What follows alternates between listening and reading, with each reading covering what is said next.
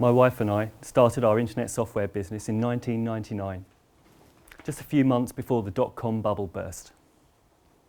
We've had some challenging times. We've had some interesting times. But I believe that now is the most exciting time for us all to be in business.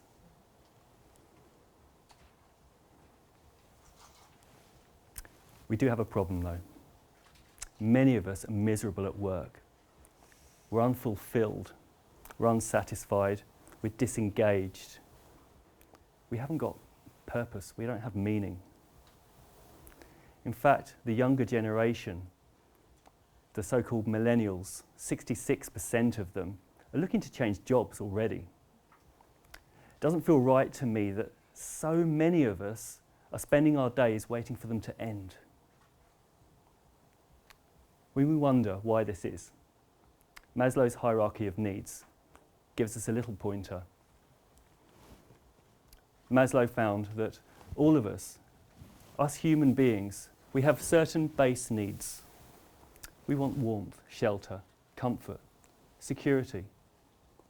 And once we've got those things, we want a feeling of belonging. We want to be part of a community. Then we want esteem. And once we have those things at the top of the pyramid, self-actualization, we want that feeling that we have the opportunity to be the best versions of ourselves. We want our life to mean something. We want to matter. We want meaning. So those so-called millennials, they're not lazy, they're not entitled, they're disengaged not because they don't want to be part of the community, but because they need meaning. They want to do something that makes a difference. I believe that purpose gives us that meaning. It's an exciting time because there's a new wave of businesses sweeping the world, sustainable businesses that put purpose at their core. These businesses, they nurture the needs and unique individual talents of all of their employees, and they put those talents to the good, not just of the business and for profit, but for the good of the whole world. This excites me greatly, and I believe it's the future. I believe that these businesses are the ones that will not only survive, but thrive in the new era. And the businesses that put profit first, profit at any cost, I don't believe they'll survive. I came to this conclusion via a difficult route, which I'd like to share with you now. A few years ago, we were running our business, and business was good. Business was doing well. But I was stressed. I was really stressed. I'd lost my way. I didn't know why we were doing what we were doing. We were working from project to project. The only thing ahead of us was the next project. And the projects were good, but there was that lack of a sense of purpose. I'd lost my why and I'd lost my way. Tiredness turned to fatigue, and irritability turned to pain. And I hid that pain with painkillers, which I took every day just to get through the day. And I ignored it because I was focused on the business and the profit and the projects and the stress. And on the 19th of February 2015, my 42nd birthday, I was rushed to hospital for emergency surgery. I was diagnosed with an aggressive form of Crohn's disease. My body was at war with itself.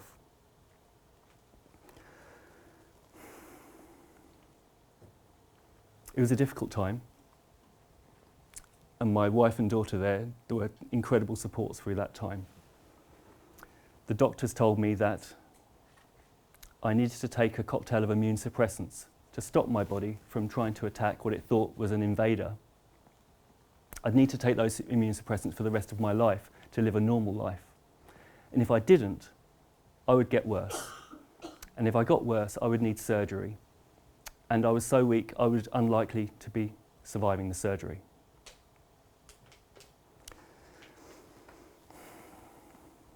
A couple of weeks later, I started my recovery at home. And my wife, Jeannie, and I, we were faced with this choice. Do I take the immune suppressants and continue to suppress the symptoms that I'd been experiencing in order to get through my days? Or did I go deeper? Did I look at what was causing the symptoms in the first place? Did I dare face the demons that I held inside, the trauma and stress that I'd internalised for all these years and hadn't wanted to face? It was a tough conversation, but an easy conversation. There's no choice, right? The conversation where the doctor had told me that I was unlikely to survive was the last conversation I had with my doctor. And we started a new road, an inward journey. EFT, Ayurveda, meditation, grounding, Reiki, craniosacral therapy, all worked with me, amazing collection of therapists and friends, to find my balance again and to look inside and dare face those demons and to let them go.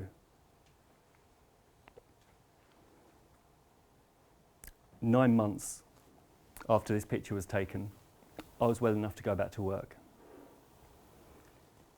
And I continued my recovery slowly as business began to become business as usual. And a year after that, I was strong enough to be trekking with my family in the Atlas Mountains. It was an incredible experience. Not only, the Atlas Mountains is a pretty incredible place to go trekking, but the fact that I was strong enough to climb those mountains and to make that trek, the fact that I was there at all to look over that vista, I felt alive. It was incredible.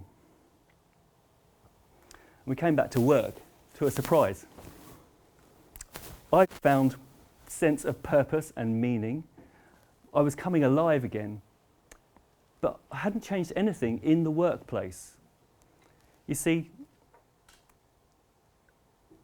we were still working project to project to project, and we were still turning around great projects, but my work colleagues hadn't found their sense of meaning. Our company didn't have a purpose, and it became quite a stark contrast. And so Jeannie and I, we made a decision. We bring purpose to the workplace. And so we rebooted our company and we started a series of value-based recruitment processes. And we started regular one-to-one coaching sessions with all of our staff where we sat down and we asked them, what is your purpose? Now, generally it was quizzical looks that came back to me, but we went deeper and we stuck with it. What is it that wakes you up in the morning feeling alive? What is it that you're good at? What is it that you find naturally comes to you, that you love doing, that puts you in the flow, that when you look at other people doing, you can't work out why they find that so difficult? What are your natural abilities? And how can you put those natural abilities to use for your purpose? Your purpose that's something bigger than yourself, something that you can put to work for the whole world. That's what we asked them, and the answers formed the basis of how we worked as a company moving forward. And what we discovered, I've never been rowing, so I'm not going to pretend to be an expert, but I get the idea that if the people in the rowing boat are all sitting in different positions and rowing at different paces in different directions, I can't imagine you'll do much more than go around in circles at best. That's what we had been doing previously. But when every member of the rowing team knows their position, knows which stroke is best, and knows, most importantly, where they're headed, then all of a sudden you find momentum builds. And that's what happened with our company. We built momentum, inspiration happened, productivity improved, profitability improved, and all of a sudden our business came alive. In looking outwards and looking to put our work to the good of the whole world, we found that we had accidentally slipped into a community of like-minded businesses, others that were putting purpose at the core of their business. And what we found, to our relief, was that it worked. You can do this as a business. In fact, we found that of businesses that put purpose at their core, 90% of them report an improvement in financial performance, as well as employee engagement and customer satisfaction. Customers, when they're faced with an equal footing of quality and price, and they're comparing those goods between a company that puts profit first and a company that puts purpose first, they'll go for the purpose against profit.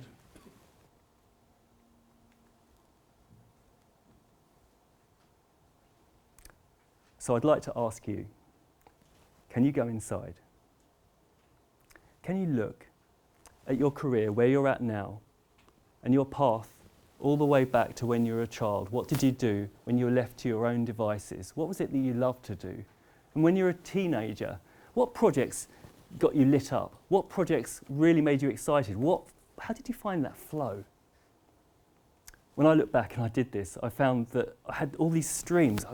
I like to make music, I like software, I like spirituality is a big part of my life, and I couldn't see how they all fit. But what I realised was, if I looked underneath, there was a why I liked those things, and actually I had to look a few layers underneath.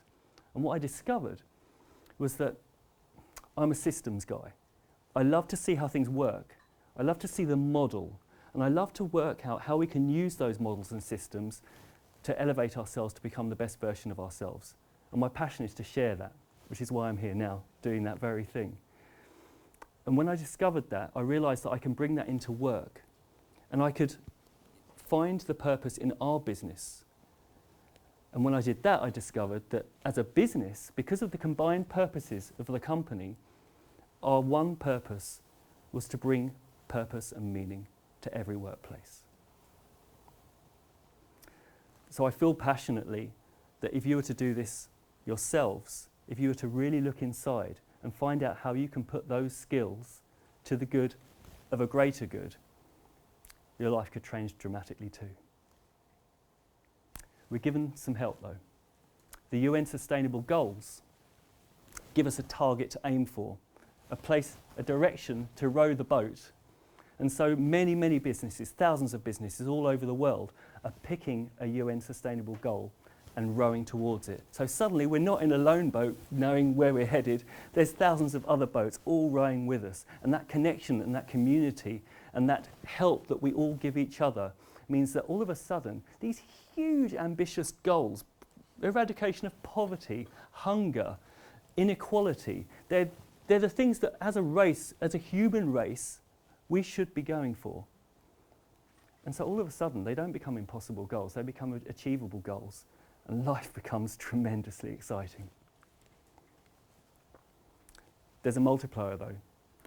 To quote Goldratt, and to summarise Jeannie as we talked about this, it's necessary but not sufficient to put purpose at our core.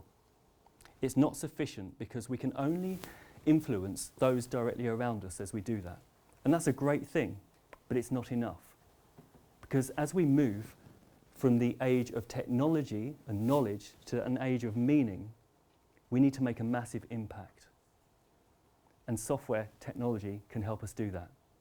Cloud computing gives us power that was unimaginable 10 years ago, and it puts it in the palm of the hand of every small business owner.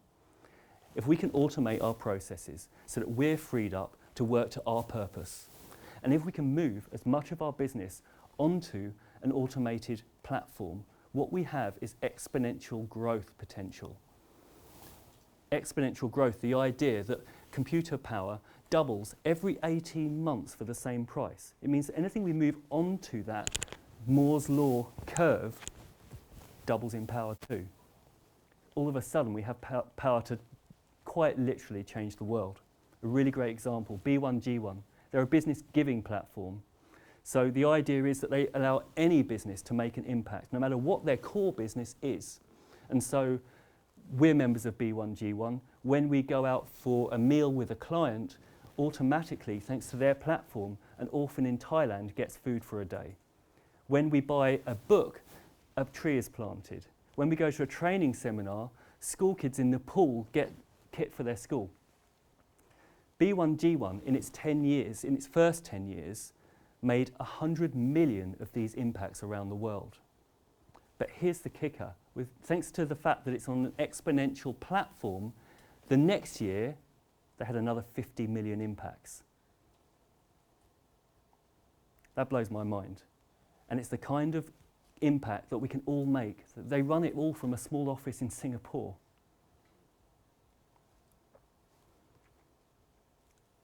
So using this technology, and by going inside, finding our individual talents, and finding how we can find our purpose, put it to the good of our team or of our organisation, and align our organisation's purpose with that of the many thousands of purpose-driven organisations around the world, I do believe we can make the world a better place. Thank you.